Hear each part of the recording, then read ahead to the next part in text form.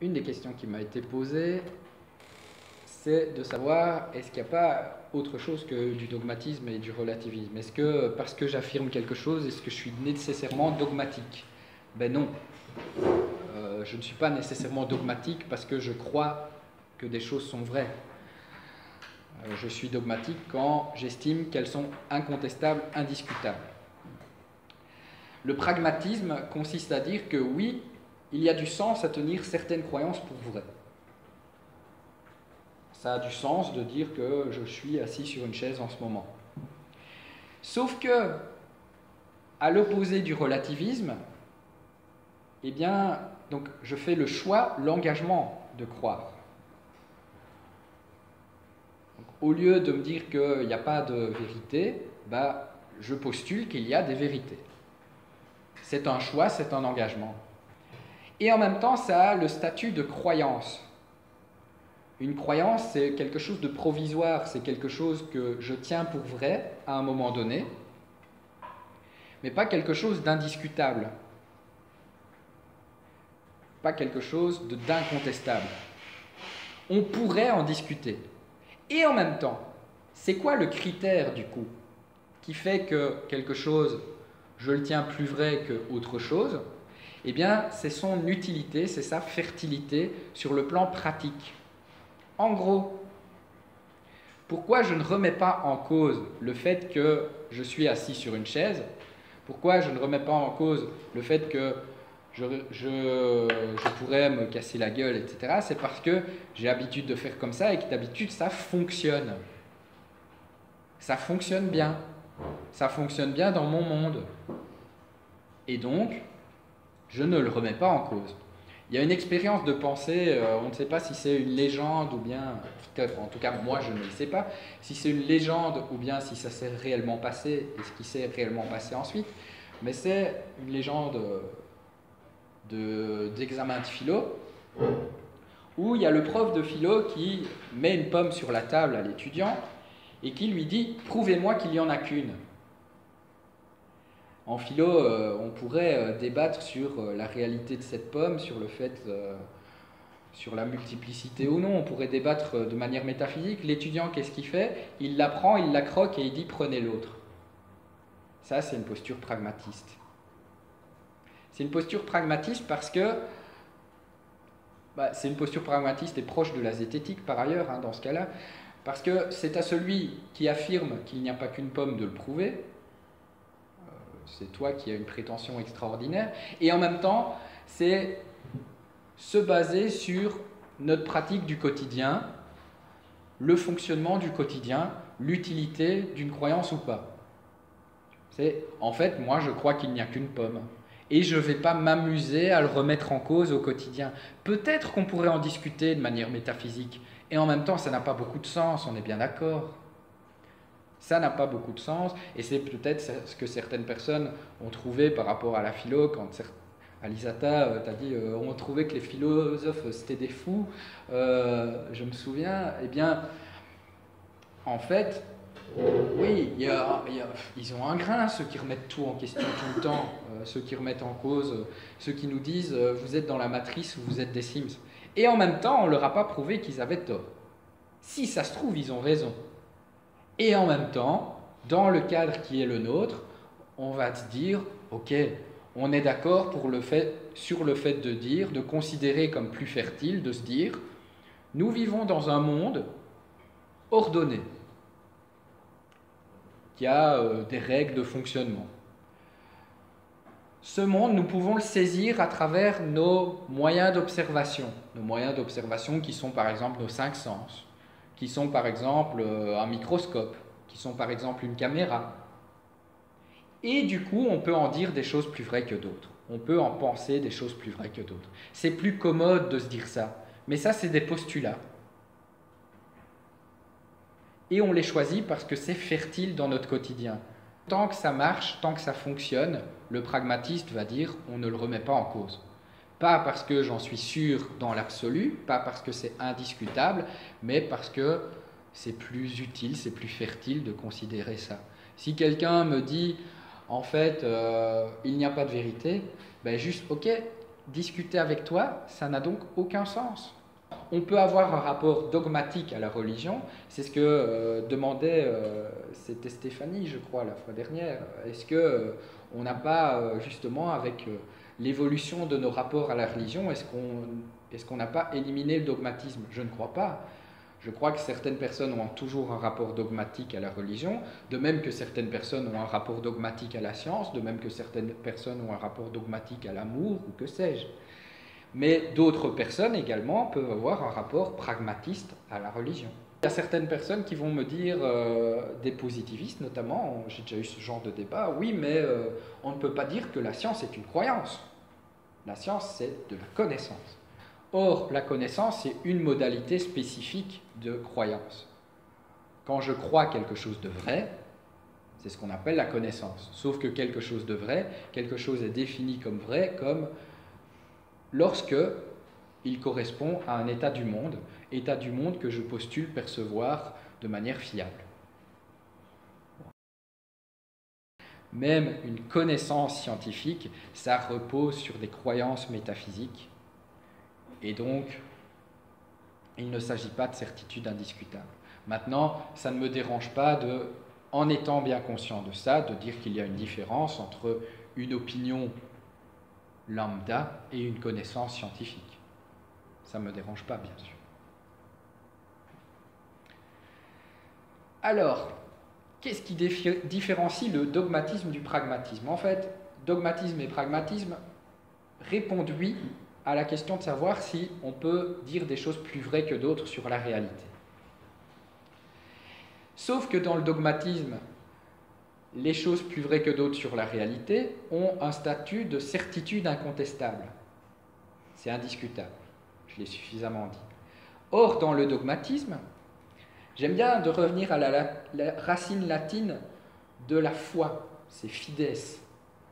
Et en fait, cette racine latine, on la retrouve dans le mot confiance, on la retrouve dans fiabilité, on la retrouve dans fidélité. C'est intéressant.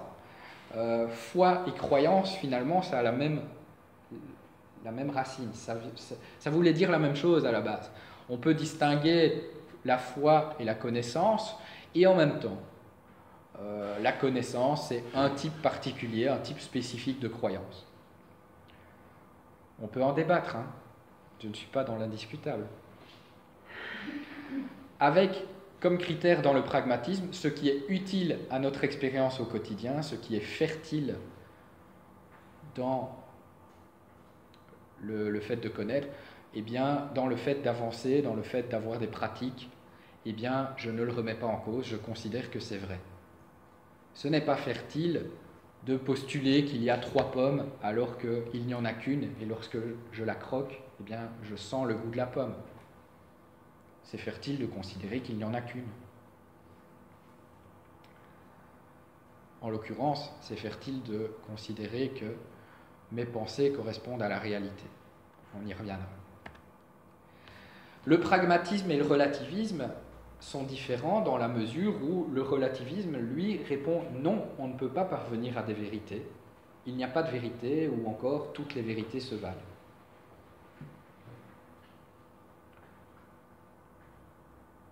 Alors, à quoi ça sert tout ça?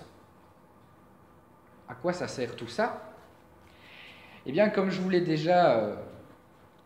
et c'est bien que vous posiez des questions, que vous interveniez pour faire des liens avec le réel. Je vous ai dit, lien expérientiel, c'est génial.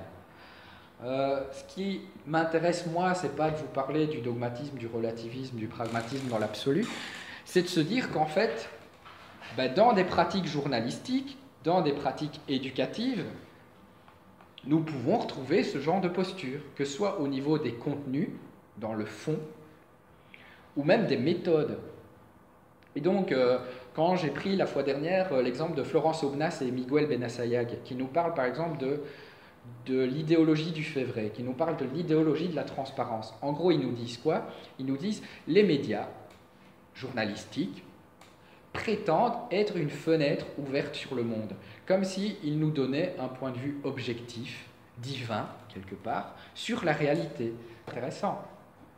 Comment une une perspective particulière sur la réalité se présente comme un savoir omniscient sur cette réalité. Vous regardez des ouvertures de JT, vous regardez une ouverture de JT, c'est quoi une ouverture de JT? Dans le générique, c'est quoi qu'on voit comme image? Tu as un point de vue extérieur sur la Terre, un point de vue objectif en fait. Je vois la Terre comme objet, que ce soit sur France 2, sur RTL, sur RTBF, il y a des variantes, hein, il y a des différences, mais c'est ça qu'on voit. Et donc c'est une prétention potentiellement à dire un point de vue objectif sur le réel, pas nécessairement discutable. C'est ce que Obnas et Benassayag appellent l'idéologie du fait vrai, l'idéologie de la transparence. Comme si on montrait le réel, tel qu'il est, de manière divine. J'arrive. Il parle aussi de la critique spectaculaire du spectacle et du règne de l'opinion. En l'occurrence, ils nous disent que, justement, en journalisme, on a les faits, les sacro-saints faits, j'utilise cette métaphore à dessein, les sacro-saints faits, donc quelque chose de l'ordre de l'indiscutable, les faits, rien que les faits, et en même temps, toutes les opinions, du coup, on leur donne le même droit de citer. Il n'y a pas une opinion plus valable qu'une autre. Chacun a le même temps de parole. Chacun a le droit au même temps d'antenne. Le micro-trottoir, exemple du règne de l'opinion. Le micro-trottoir, on parle d'une mesurette votée au Parlement, on va demander l'avis à 3-4 passants dans la rue. La critique spectaculaire du spectacle. C'est-à-dire, alors ça c'est autre chose encore que le règne de l'opinion, je l'ai cité parce que c'est dans les notes, mais je ne vous demande pas nécessairement de le retenir, c'est les médias aiment bien se mettre en scène. Et c'est ce qui explique notamment, justement, c'est un des critères explicatifs selon moi du succès d'émissions comme Touche pas à mon poste, Quotidien, le zapping à l'époque sur Canal, ce genre d'émissions, ou même ne serait-ce que BFM TV. BFM TV où en fait on a une mise en abîme du journalisme avec des journalistes qui commentent le travail de journalistes sur le terrain. Quotidien, c'est quoi? C'est une critique des médias par les médias. Donc c'est la critique spectaculaire du monde du spectacle.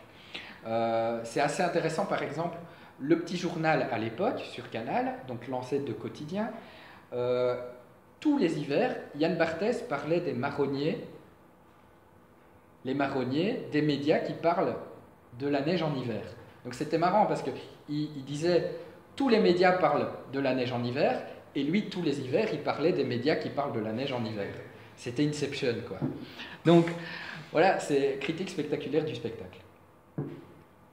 Pour info, c'est les trois idéologies qu'ils perçoivent dans le journalisme Obnas et Benassayag.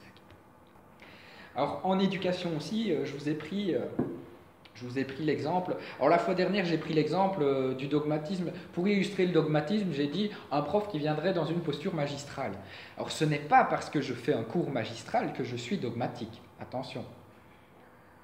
Si par contre je prétends avoir une vérité absolue ou si les élèves n'ont pas de droit de citer dans mon dispositif, potentiellement c'est une posture qui pourrait être plutôt marquée de dogmatisme. Mais je pourrais très bien être dogmatique aussi si j'estime que en fait, la seule manière de faire de l'éducation comme il faut, c'est de faire des travaux de groupe à mes étudiants. Donc voilà, ça pourrait être un thème de travail. Ça pourrait être un thème de travail de s'interroger sur des représentations plus ou moins dogmatiques, relativistes de Nord-Presse, ou d'un modèle de fact-checking du Décodex du Monde, par exemple. C'est intéressant pour moi, c'est que chaque fois que j'ai une croyance, chaque fois que j'ai une posture pédagogique, ça a des impacts sur comment je fais de l'éducation. Si je crois que je suis le détenteur de la vérité, ça n'a pas beaucoup de sens de vous demander votre opinion. Je fais court et puis basta.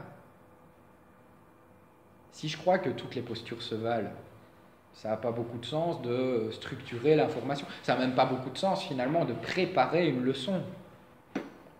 Au final, on discute pendant 2 heures tous ensemble, on passe un bon moment. Voire même je viens pas en fait. On serait beaucoup mieux chez soi à rester dans notre pieu. Donc voilà, moi je trouve ça intéressant de se poser ces questions-là, et de revenir finalement, ça me permet, moi, en tant que pédagogue, je vous l'ai dit la fois dernière, de revenir à quoi ça sert mon cours. Quels sont mes objectifs quand je fais de l'éducation? Qu'est-ce que je mets en avant, etc., etc., tant en termes de méthode que de contenu.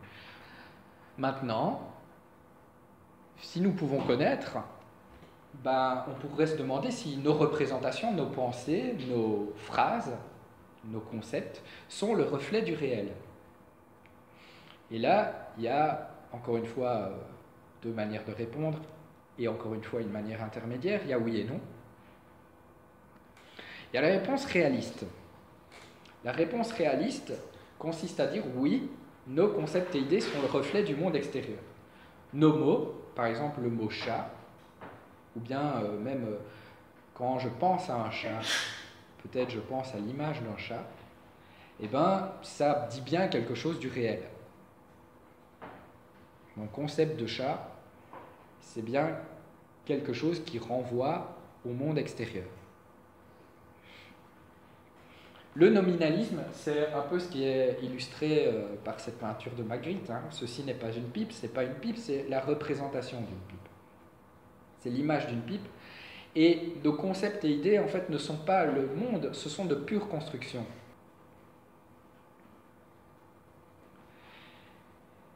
Ceci n'est pas un objet, c'est la représentation d'un objet. Maintenant, il faut savoir qu'il y a vraiment beaucoup de variantes des réalismes et des nominalismes au quotidien. Ici, c'est une querelle, ça s'appelle la querelle des universaux. On a avancé sur ces questions-là. Ici, de nouveau, je vous montre deux postures quand même assez rigides. Il y a peu de personnes que je connais qui sont purement nominalistes. D'ailleurs, un nominaliste pur, on va le voir, implique un relativisme. Un relativisme, puisque si nos représentations finalement ne sont que de pure construction, toutes les représentations se valent. Si ça ne nous dit rien de la réalité, en fait, ce que tu as dans la tête, ou ce que j'ai dans la tête, ou ce qu'un fou a dans la tête, tout ça, c'est kiff. Nous allons voir dans quelques instants qu'il y a des postures intermédiaires. Alors, pourquoi je vous montre ça? Pourquoi je vous montre ça? C'est pour vous parler en gros de constructivisme. Le constructivisme en épistémologie, attention, le constructivisme en épistémologie, ça n'implique pas nécessairement le socio-constructivisme en éducation. Ce n'est pas nécessairement la même chose. Le constructivisme en épistémologie, c'est simplement la thèse selon laquelle le sujet a un rôle actif dans la construction de ses connaissances. Le sujet a un rôle actif dans la construction de ses connaissances. En l'occurrence, ici, nous avons pu constater que notre attention est sélective, notre perception est sélective. C'est-à-dire que nous avons tous vu la même chose et en même temps on n'a pas tous vu la même chose. Le sujet humain, notre cerveau à nous, a un rôle actif dans la construction de ses connaissances. Ce n'est pas neutre de regarder un objet. Ce n'est pas neutre, alors d'autant plus quand je me pointe avec une caméra ou avec un téléphone portable pour filmer. Je vais choisir un angle. Je vais choisir consciemment ou non. Quand je fais un montage vidéo, d'autant plus si je fais un montage audio ou vidéo, si je retouche une image photo, on est en plein dans « je construis une représentation ». Et donc, à minima, même lorsque je ne fais que percevoir le monde, entre guillemets, que percevoir le monde, eh bien, il y a des biais cognitifs, notamment. Il y a un rôle actif de ma cognition vers le monde. Donc, ce n'est pas l'objectivité pure, ce n'est pas le réel en tant que tel que je perçois, c'est toujours une représentation du réel. Dans le premier livre que j'ai écrit et que je vous ai fait passer la fois dernière, il y a un de mes chapitres qui s'appelle « Nos sens fonctionnent comme des médias ». En fait, on dit toujours en éducation aux médias, vous êtes rodés à ça, de combien les médias construisent la réalité autant qu'ils en rendent compte. Eh bien, nos sens, c'est pareil, nos 5 sens, c'est pareil. On sait aussi qu'il y a des biais de mémorisation, par exemple. Alors, c'est un des reproches qui est adressé à la psychanalyse, par exemple. La psychanalyse, un des dangers de la psychanalyse, c'est d'induire de faux souvenirs chez les patients. Et comme on sait que la psychanalyse aime bien trouver des viols par papa ou par maman dans l'enfance des gens, ben on pense avec de sérieux éléments que il est possible que la psychanalyse ait fait construire chez des personnes une représentation d'inceste, de comportements incestueux qui peut-être n'ont pas eu lieu. On sait que ça peut avoir des problèmes aussi dans les interrogatoires, qu'on peut faire avouer des personnes de crimes qu'ils n'ont pas commis.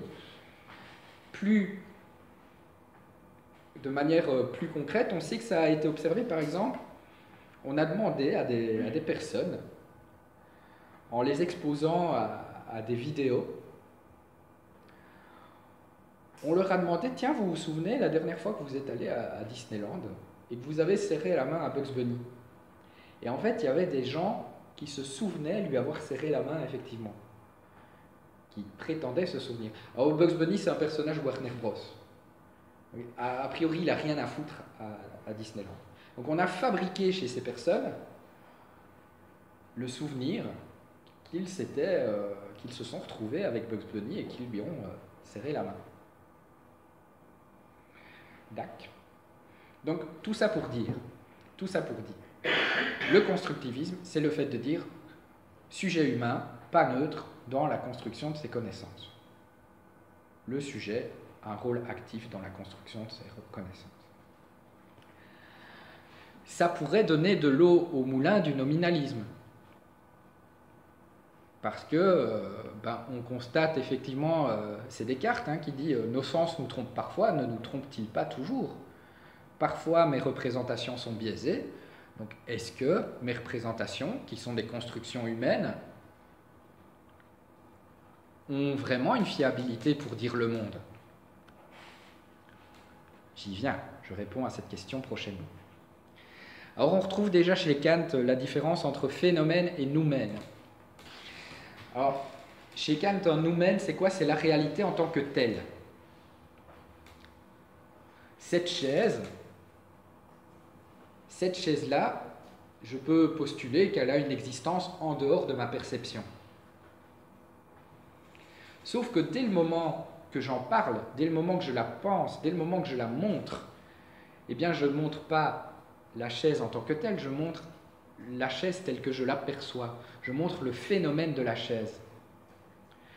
Pour Kant, nous ne percevons jamais que les phénomènes. Nous ne percevons jamais que la réalité à travers le filtre de notre raison, à travers le filtre de nos 5 sens. Tout ce dont nous parlons, eh bien, c'est passé par le filtre de nos perceptions, de nos représentations, et donc d'une construction humaine.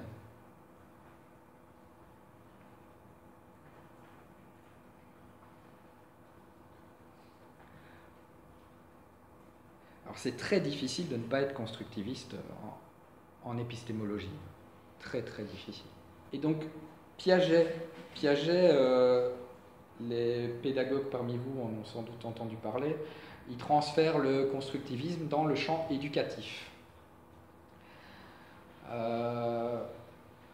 Notamment, il parle de représentation initiale et de conflit cognitif. Alors, donc, c'est plus seulement du constructivisme au niveau épistémologique. Donc, au niveau épistémologique, le constructivisme, la définition, c'est juste de dire que le sujet connaissant n'est pas neutre dans la construction de ses connaissances. Il y a une construction subjective de nos connaissances. Et en même temps, Piaget, il nous dit, ben voilà, du coup, dans l'apprentissage, c'est très con de penser que les jeunes, les enfants, c'est comme des réceptacles, c'est comme des têtes vides. C'est comme s'ils n'avaient aucune représentation initiale et c'est comme s'ils n'avaient aucun rôle dans leur apprentissage. C'est comme si c'était juste des récipients passifs. Ben non, en fait, ils ont déjà des trucs dans la tête Et au plus on va pouvoir faire correspondre le savoir avec ce qu'ils ont dans la tête, par exemple, ben voilà, si ce qu'ils ont dans la tête, justement, on peut faire du lien expérientiel avec, ben tant mieux, ça va mieux s'ancrer dans la tête. Et par exemple, s'ils croient quelque chose de faux, par exemple, on pourrait croire que le Soleil est plus petit que la Terre. C'est vrai, si je regarde le Soleil, ici je ne le vois pas, mais on pourrait se dire, ben, c'est petit le Soleil par rapport à la Terre. La Terre, on est dessus, ça fait une certaine taille, le Soleil est petit. En fait, je vais devoir faire un conflit cognitif par rapport à cette représentation. Donc je vais devoir prendre en compte les représentations initiales de l'apprenant, je vais devoir prendre en compte, en gros quoi? Je vais devoir prendre en compte sa subjectivité pour construire avec lui une nouvelle connaissance. Et je vais devoir, par exemple, lui montrer qu'un objet, quand il est loin, il apparaît plus petit. Avant de lui parler, lui exposer la thèse que le Soleil, en fait, c'est parce qu'il est loin qu'on le voit plus petit. Alors, le constructivisme en épistémologie n'implique pas nécessairement, alors oui, je prémâche, je spoil la suite de la dire, tant pis, il n'implique pas, je voulais vous poser la question, mais tant pis, j'ai spoilé. Il n'implique pas nécessairement les pédagogies se réclamant du socioconstructivisme en éducation. Le constructivisme en épistémologie, c'est quoi? Je l'ai dit plein de fois. C'est ça. C'est pas parce qu'on est constructiviste qu'on n'est pas réaliste. J'y viens. Les pédagogies, généralement, qu'on classe dans le socioconstructivisme, c'est genre des pédagogies dites actives, dites par projet, des travaux de groupe, etc. etc. Ouais, c'est pas nécessairement ça. Hein. Je peux faire du magistral et être constructiviste en épistémologie. Oui, oui. Par contre, et on le verra quand on approfondira, hein, je peux être très normatif. Normatif, c'est quoi? Normatif, c'est quand je suis dans le registre moral, que je dis ce qui doit être. S'il faut éduquer de telle ou telle manière, lorsque j'utilise le mot « il faut », je suis normatif. Donc si je dis « il faut éduquer par des pédagogies socio-constructivistes », je suis normatif. Alors que dire « le sujet connaissant a un rôle actif dans la construction de ses connaissances », c'est plutôt juste descriptif. Il n'y a pas de normatif impliqué par cela. Par ailleurs, je peux être dogmatique si j'estime que ce choix normatif, c'est évident, c'est incontestable, c'est la seule manière de faire. La seule manière de faire, c'est de réunir les étudiants qui fassent un travail de groupe et qu'ils me rendent ce travail de groupe en fin d'année. Voilà. Ça, c'est la bonne manière de faire de l'éducation. Ça ne se discute pas. C'est les neurosciences qui le disent. Neurosciences, très souvent utilisées pour justifier de manière dogmatique une méthode pédagogique. En tout cas, dans la mode actuelle. Et on parlera également de monisme. Donc, normatif et monisme, on n'a pas encore vu, mais ça vous montre un peu comment on peut jongler avec les différents concepts. Monisme, ça veut dire quoi? Mono, c'est un. En fait, le monisme, c'est le fait de considérer qu'une seule perspective sur la réalité, qu'une seule manière de faire. Et donc, en l'occurrence, ça s'oppose au pluralisme, hein, le monisme. En l'occurrence, le fait de dire qu'il y a une seule méthode valide, bah, c'est une approche moniste, une approche unique.